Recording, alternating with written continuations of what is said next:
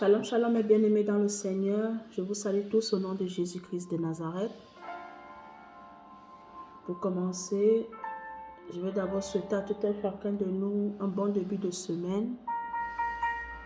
Je déclare la paix, la joie durant toute ta semaine, durant toute cette journée. Vous savez, aujourd'hui, cette parole m'est montée dans l'esprit où le Seigneur Jésus a dit, je vous donne ma paix, je vous laisse ma paix, je vous donne ma paix. Mais je ne vous la donne pas comme le monde vous la donne. Bien-aimé, personne n'a le droit de te voler ta paix et ta joie. Toi-même, tu n'as pas le droit de t'interdire d'être en paix et d'être dans la joie. Si Jésus, l'alpha et l'oméga, a trouvé bon de te laisser sa paix et de te donner sa paix, c'est parce qu'il savait qu'en toutes circonstances, tu auras besoin de cette paix. Et la paix de Jésus est en le Saint-Esprit. Voilà pourquoi il a dit, je m'en vais, mais je ne vous laisse pas seul. Je ne vous laisse pas orphelin. Je vous enverrai le Saint-Esprit qui est la promesse de Dieu le Père en Jésus-Christ. Bien-aimé, si tu as le Saint-Esprit, tu ne peux pas être malheureux. Même quand les circonstances t'atténuent, même quand les circonstances sont fortes, même quand les difficultés sont fortes dans ta vie, même quand l'ennemi s'acharne contre ta vie, si tu as le Saint-Esprit, tu ne peux pas manquer la paix. Ne permets que personne ne vole ta paix et ta joie. Parce qu'en ces temps de la fin, nous avons besoin de la paix. Nous avons besoin de la joie dans notre cœur pour avancer avec le Seigneur. Toi-même, ne sois pas celui qui orchestre ton manque de paix et de joie. Voilà pourquoi je déclare encore ce matin que la paix de Dieu soit avec toi. Que la paix de Dieu qui surpasse toute intelligence soit avec toi. Et garde ton cœur en Jésus-Christ, notre Seigneur et Sauveur. Bien-aimé, j'ai un message pour toi ce matin que le Saint-Esprit a déposé dans mon cœur. Et j'ai voulu le partager avec toi. Et j'espère et je crois par la grâce de Dieu, tu seras béni. Sans plus tarder, nous allons prendre le psaume 119 au verset 4. Je lis pour la gloire du Seigneur.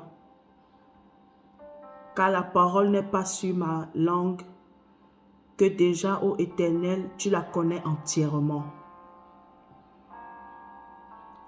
Je reprends. Car la parole n'est pas sur ma langue, que déjà, ô Éternel, tu la connais entièrement.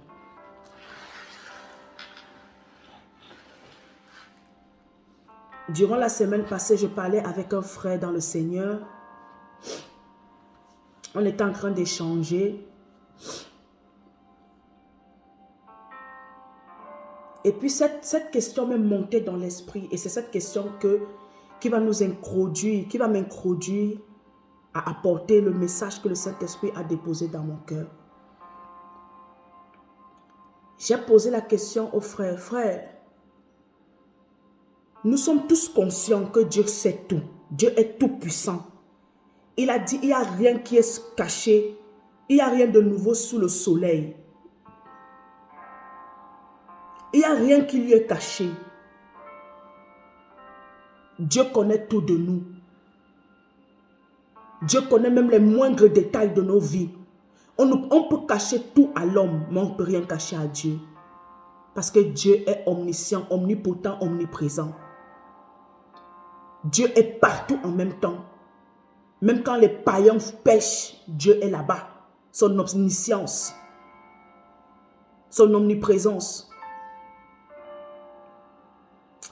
J'ai posé la question à ce frère, si Dieu connaît tout de nous, pourquoi est-ce qu'il faut que nous devons encore prier? Pourquoi Philippiens nous demande que ne vous inquiétez de rien, mais en toute chose faites connaître que vos prières par des supplications, des actions de grâce. Me faites connaître vos besoins par des prières, des supplications et des actions de grâce. Et la paix de Dieu qui surpasse toute intelligence gardera vos cœurs et vos pensées en Jésus-Christ. Le frère a un peu hésité à me répondre. Moi, je lui ai répondu. Voici ce que le Saint-Esprit a déposé dans mon cœur pour que je vienne partager avec toi ce matin. Bien-aimé, la priorité de Dieu, ce n'est pas de te bénir. Parce que tu es déjà béni. Parce que quand Dieu t'octroie ce que tu lui demandes, c'est une évidence parce que tu l'as déjà reçu en Jésus-Christ. La parole de Dieu nous dit, nous sommes bénis de toutes sortes de bénédictions spirituelles dans les lieux célestes. Bien-aimé, tu es déjà béni. La priorité de Dieu n'est plus de te bénir, n'est pas de te bénir. La priorité de Dieu, c'est de te gagner ton cœur. Combien de chrétiens ont reçu ce qu'ils voulaient, mais ont abandonné le Seigneur par la suite? Voilà pourquoi le Seigneur a pu dire, ce peuple m'honore des lèvres, mais son cœur en est éloigné. Vous n'avez pas remarqué, même quand le Seigneur parle, il parle toujours du cœur, le cœur, le cœur. Quand il dit, je ne regarde pas aux apparences, mais je regarde au cœur. Parce que c'est là-bas que se trouve la vérité. La vraie nature de l'homme, c'est notre cœur. C'est là-bas que Dieu lit. Celui-ci, c'est véritablement mon serviteur. Celui-ci, celle-ci, c'est ma fille, c'est mon fils.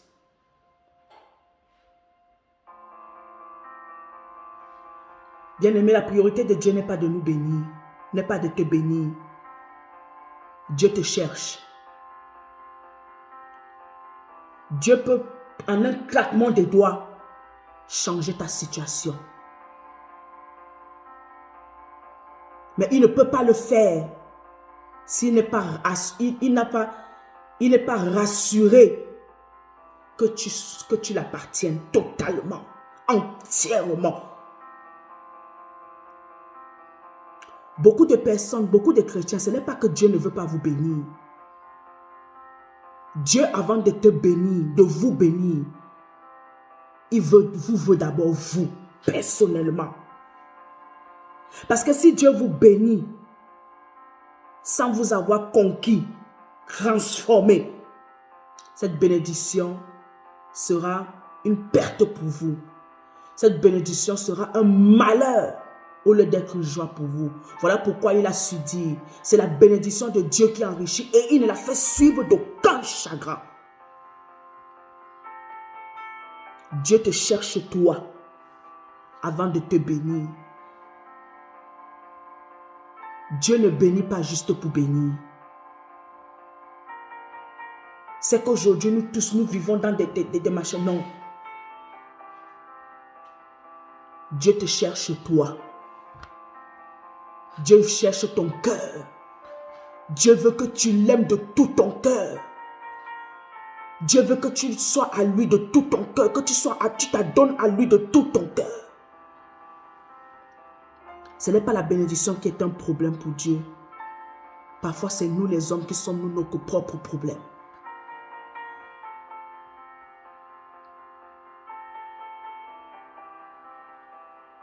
Voilà pourquoi le Seigneur nous demande de renoncer à nous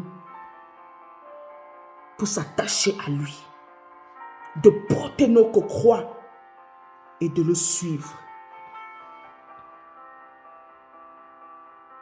Parce que parfois on se pose des questions, mais on dit Dieu est tout puissant, Dieu sait tout de nous, mais pourquoi est-ce qu'il veut qu'on doit le prier? Pourquoi il ne nous exauce pas directement? Ça, c'est la manière d'agir de l'ennemi. L'ennemi n'a pas besoin de savoir si tu es brisé à l'intérieur. Il n'a pas besoin de savoir si tu as besoin d'abord d'être transformé, si tu as besoin de te repentir de tes péchés, si tu as besoin de sortir des liens de famille, des liens ancestraux, si tu n'as pas besoin de couper certaines choses avant qu'il ne puisse te bénir. L'ennemi, il s'en fout de ça. Il vient, il te bénit et par la suite, il te détruit, il te gorge et il te vole. Mais Dieu est un papa responsable. Dieu est un papa responsable. Il est responsable de sa volonté. Avant que Dieu ne puisse te bénir, Dieu va d'abord te briser, te transformer, te rendre humble, afin que cette bénédiction ne soit pas une malédiction pour toi, mais qu'au travers de cette bénédiction, Dieu trouve la solution à ses besoins. Dieu trouve la solution aux besoins des uns et des autres. Parce que tu n'es pas n'importe qui. Tu es un instrument, un canal par lequel Dieu se servira, se sert pour les nations, pour ta famille, pour tes frères et sœurs en Christ, pour son peuple.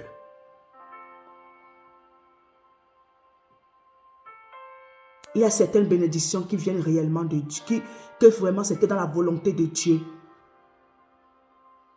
Mais parce que nous ne savons pas donner de la valeur, nous ne jouissons pas de ces bénédictions comme il faut. Je prends un exemple. Vous allez voir un couple, ils se sont mariés. C'est réellement la volonté de Dieu qu'ils soient mariés et femmes, qu'ils se soient mariés. C'est vraiment la volonté de Dieu. Mais parce que ces personnes ne se sont pas préparées dans la prière. Parce que ces personnes ne sont pas allées vers le Seigneur et dit, Père, nous voici devant toi. Qu'est-ce que tu dis de nous? Quels sont les tares, les faiblesses qui pourront me stopper quand je serai devant? Qui pourront m'assujettir? Qui pourront avoir un droit de parole dans ma vie, dans mon foyer? C'est pour ça que vous voyez aujourd'hui des foyers, des couples qui sont dans des problèmes. Et des problèmes tellement bêtes. Mais tu vois comment l'ennemi est en train de jouer à cause de leur caractère. Parce qu'ils ont un sale caractère. Parce qu'ils n'ont pas laissé le temps à Dieu de travailler en eux, de les tailler, de les briser. Ils ont sauté les étapes. Ils ont voulu gravir les échelons sans Dieu.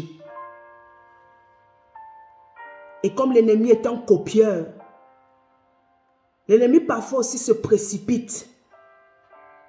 Il vient, il vous fait croire que oui, c'est ça. Et pourtant, la volonté de Dieu, ce n'est pas ça. Peut-être que Dieu a destiné que tu vas te marier en 2022. Mais toi, tu t'es déjà marié en 2020. Et aujourd'hui, tu rencontres des difficultés dans ton foyer. Peut-être que ce travail, Dieu avait destiné qu'il te le donnera plus tard. Mais il fallait d'abord que tu dois maturer spirituellement. Tu dois maturer. Tu dois être mature, donner de la valeur à ce que Dieu va te donner. Voilà pourquoi il a voulu d'abord travailler avec toi. Parce que Dieu est responsable. Mais toi, tu as sauté. Tu as pris une autre trajectoire pour entrer dans cette bénédiction. Et aujourd'hui, tu te retrouves dans le malheur. C'est comme Jacob. Sa maman Rebecca, Dieu avait donné la prophétie à Rebecca que Jacob va assujettir Ésaü. Mais Rebecca, voyant tarder la promesse, elle a voulu aider Dieu. Et elle est partie voler. Elle est partie, elle a manipulé. Elle a usurpé l'identité d'Ésaü. Elle a trafiqué et trompé Jacob. Elle a trompé Isaac, pardon. Parce que Isaac avait des problèmes, il vieillissait, donc il ne voyait, il devenait aveugle, il ne voyait plus. Et Jacob a été usurpateur. Jacob n'a pas été réellement béni. C'est comme Sarah. Elle a voulu aider Dieu. Au lieu d'attendre l'enfant de la promesse, elle est partie donner Agar, sa servante, à Abraham. Ils ont fait un enfant. Aujourd'hui, regardons comment le monde est en train de souffrir avec les Arabes. Je ne suis pas raciste. Je ne suis pas en train de... Ce n'est pas la discrimination, mais c'est une réalité. Mais aujourd'hui, les Arabes, il y a le terrorisme dans le monde. Israël et la Palestine sont en guerre. Pourquoi? À cause de l'erreur d'un homme et d'une femme. Regardons aujourd'hui les conséquences d'Adam et Ève. Par la grâce de Dieu, Dieu nous a donné Jésus. Mais sachant qu'il y a des conséquences. Il y a une condition aujourd'hui, si nous voulons que notre vie soit arrangée, c'est accepter Jésus. C'est donner notre vie à Jésus, pardon. Ce n'est pas accepter, c'est donner notre vie à Jésus. Croire en Jésus. Accepter de suivre Jésus. Sachant que tout ce que nous faisons, il y a des conséquences. Bonnes ou mauvaises. Mais attendons-nous à les assumer. Bien-aimé, je répète encore, la priorité de Dieu, ce n'est pas te bénir, parce que tu l'es déjà. Mais la priorité de Dieu, c'est de gagner ton cœur. La priorité de Dieu, c'est de faire de toi ce qu'il a destiné que tu sois. Ta priorité à toi, ce n'est pas avoir les richesses de ce monde, mais c'est de te servir de ces richesses pour l'avancement de l'œuvre de Dieu, pour accomplir la mission pour laquelle Dieu t'a appelé sur cette terre. Parce que tu n'es pas ici par hasard. Tu n'es pas ici pour remplir les banques, du monde. Tu n'es pas ici pour t'amasser des trésors de ce monde. Mais tu es là pour travailler en tant qu'ambassadeur du royaume de Dieu sur cette terre. Tu es ici en mission. Tu es en pèlerinage. Ta destination, ce n'est pas ici. Dieu ne t'a pas promis la terre. Dieu t'a promis le ciel. Voilà pourquoi un homme ne sera jamais satisfait en étant sur la terre. Parce que la promesse de l'homme, c'est le ciel. Voilà pourquoi tu auras ce que tu veux, mais tu seras toujours tu seras insatiable. Tu ne seras jamais satisfait. Parce que ta promesse n'est pas ici sur la terre. Et c'est Dieu qui permet cela pour qu'on ne se sente pas à l'aise dans ce monde. Bien-aimé, je répète encore. La priorité de Dieu, ce n'est pas de te bénir parce que tu l'es déjà. La priorité de Dieu, c'est de gagner ton cœur. De te gagner toi. Que tu sois soumis à lui, dépendant de lui. Alors ma prière pour toi est que ce message te saisisse, t'impacte là où tu es et que tes yeux soient illuminés. Saint-Esprit, illumine le cœur de tout un chacun de nous. Illumine nos lanternes. Là où il y a les ténèbres, là où il y a les faux raisonnements, là où il y a les murmures, là où il y a les forteresses, brise cela au nom de Jésus-Christ de Nazareth. Afin que chacun de nous puissions prendre conscience de notre véritable rôle sur la terre. C'est au nom de Jésus-Christ que j'ai prié.